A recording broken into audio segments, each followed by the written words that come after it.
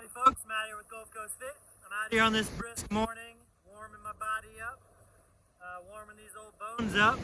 Gonna focus on some hip mobility, a hip warm-up sequence now with you. Gonna be busting this out, wearing my moccasins at the beach. The sand is freezing, so can't do much with numb toes. This mobility sequence is geared towards the hip joint. So the hips can do a lot of things. They can move in a lot of ways. They can abduct and adduct and flex and extend front to back and rotate in and out. There's a whole host of muscles that all work in unison and in sync with each other to operate and function well. So if you're about to bust out a sport or a lower body workout or just something that's some high intensity play time, something that really demands that your body be mobile and active, then warming the hips up can be highly beneficial for injury prevention and optimal performance, feeling good, keeping your body safe in the long run. So follow along with me. I'm going to take some sips along the way. We'll be on the ground and up. Let's start on the ground so you can see me here. Alright, I'm down in a quadruped position. Now what I'm going to start with, some simple hip abduction work.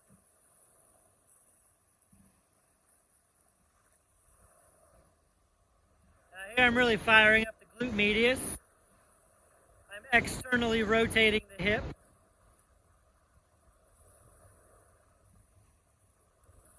Not trying to make this a super hard workout. This is just getting the muscles warmed up. Just several reps. Switch sides here.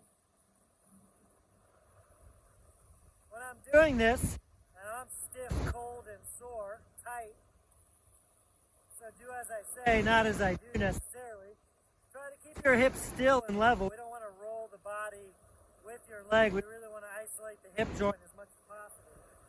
See, I'm pointing the toe outward to help externally rotate the hips. There we go. Now we're going to take this leg, switch back to our first leg. We're going to focus on some hip extension and glute activation. We'll be doing exercises to fire up and activate the hip muscles, also to mobilize and stretch. When I kick this heel behind me, I try not to let my lower back cave in. Squeeze the glute when you lock it out. We also don't want that hip to elevate and rise up. Stay level like a tabletop. Squeeze the butt. You keep your body stiff and you operate just at the switch sides here. Operate just at the hip joint. Then you'll feel a pretty strong glute contraction when you fully extend.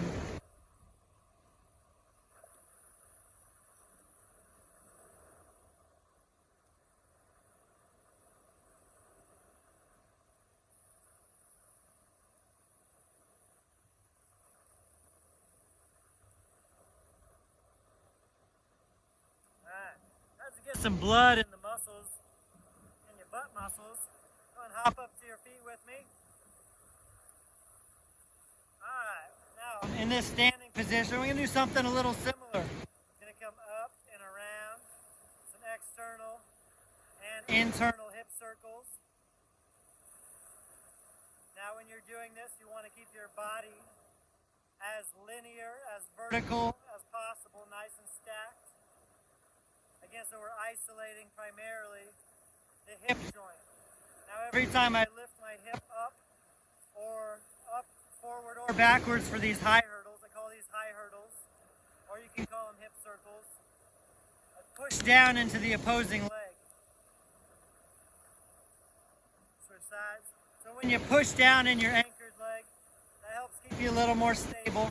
Try to keep your body squared up facing forward. We don't want you to twist with your leg. That takes away from the hip emphasis. Really fires up the hip flexors.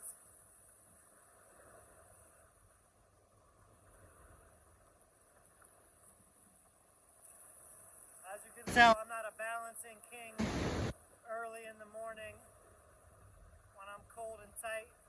I'm going to speed them up a little bit.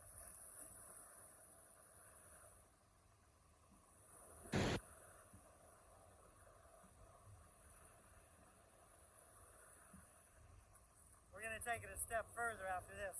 Switch sides. Now I'm not counting reps. I'm just warming up. Sometimes you don't want to count. Go by the feel. Go by the range of motion. Go by the quality of your movements. Don't get caught up on reps on something like this. Get caught up on reps when you're deadlifting, not stretching. All right, let's take that a step further. We'll add some swings to it. Hip swing, around, hip swing, back around. You can put your foot down, or if you got the balance, which sometimes I do, now I'll reverse it. So you see I made that a little bit more dynamic, a little more fluid, up and around. Oh yeah, lots of kinks in this hip. And back. Switch legs. Give it a couple swings, up and around. Whoop, whoop, and back around. It's all practice. Don't worry if you're falling over. I fall over all the time.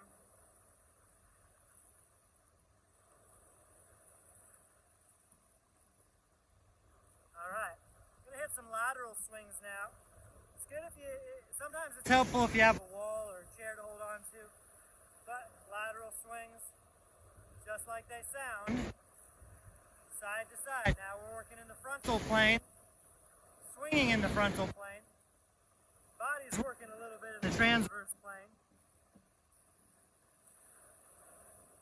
Now by no means am I excellent at balancing, but the sand is just shifting all over under me, and that is kind of throwing me off. No excuses though. We're still having fun. I switch legs, and we're still practicing. It's all practice. I'll switch legs a couple times. Also, I don't know if you can see me right now, if my head's cut off, or if I'm in the camera. I'll upload the video anyway. You don't need to see my face.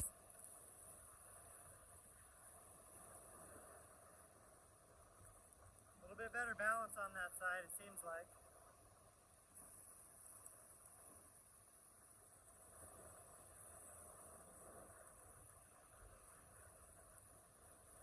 Alright, notice how I wasn't trying to swing my leg up as high as possible. Yeah, I could go higher. I could swing a lot higher, but we don't need to be extreme when we're warming up. Let's come back down to the ground. We're going to lay on our back, actually. Let's take a supinated position. We're going to do some hip circles on the ground. Around, and we'll reverse. So these supine hip circles, although we are working hips in similar fashion to our high hurdles or our hip swings, when you're laying down and you change the angle of your body in relation to gravity and the forces that you're working against, then your muscles have a new task, so it's worth doing.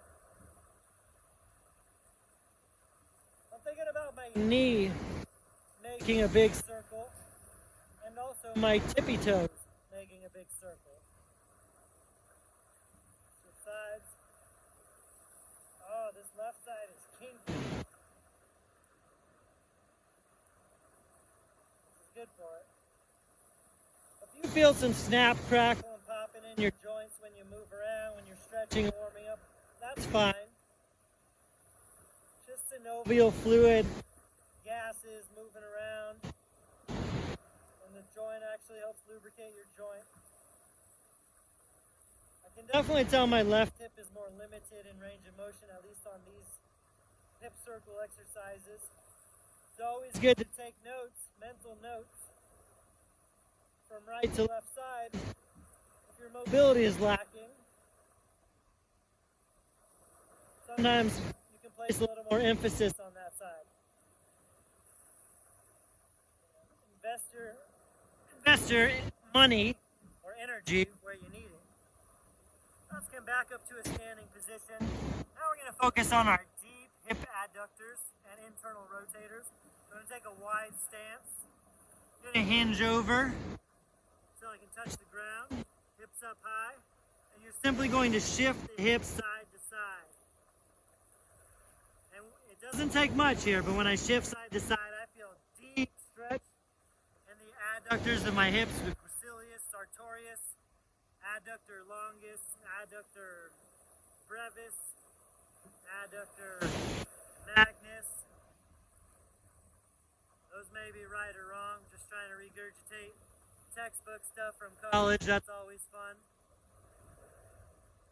Anyway, you have several adductor muscles in the hips that go way down into your groin. And shifting your hips side to side like this doesn't take much, but you can facilitate a very effective stretch. Notice how I'm not holding the stretches statically on any of these. These are dynamic stretches. We're stretching in motion because this is a warm-up. We don't want to do a lot of static stretching prior to a workout. That can be somewhat injurious potentially. It's a little bit risky. Alright, now we're going to do that same thing standing up. I'm going to take a little narrower stance because my feet shifted out with the sand, and now I'm simply shifting side to side. I'm adding a little bit of internal, external rotation of the hips now. What helps me get a little bit more out of this is if I push the ground away from me.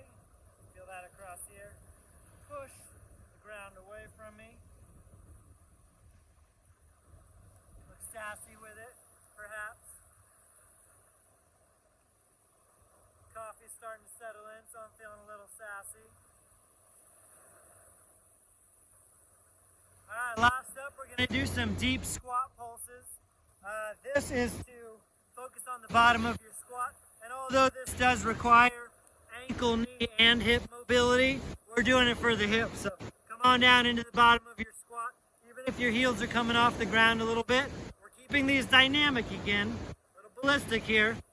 Squat pulses. I like to shift side to side, twist front to back. You can just do it straight up and down. You can go laterally like this. And I'll hang out down here for, I think I probably do it for about 50 bounces. You might get 10, 20, it might be too uncomfortable. Come up out of it, adjust your stance, go back down, and just play around down here.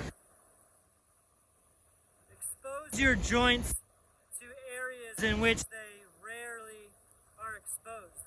Those are usually your weaknesses where you're injury prone. That's worth addressing.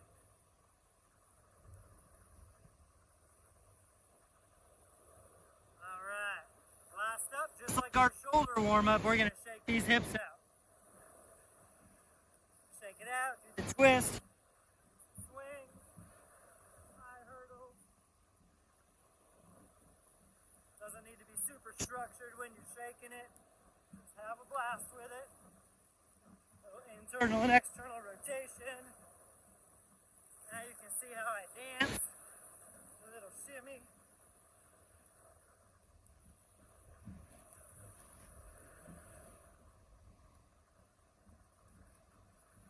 Karaoke, crisscross applesauce. Alright. Hips are feeling much better. Snot rocket coming out there. Give it a go before you're doing your squats, before you're doing your deadlifts, lunges, your sprints, your running. Something of this nature would help dramatically. Guarantee you'll feel better when you get started. You'll feel better in between sessions. You'll recover better, less injuries, and more training, more fun, more life. Catch you later. Thank you.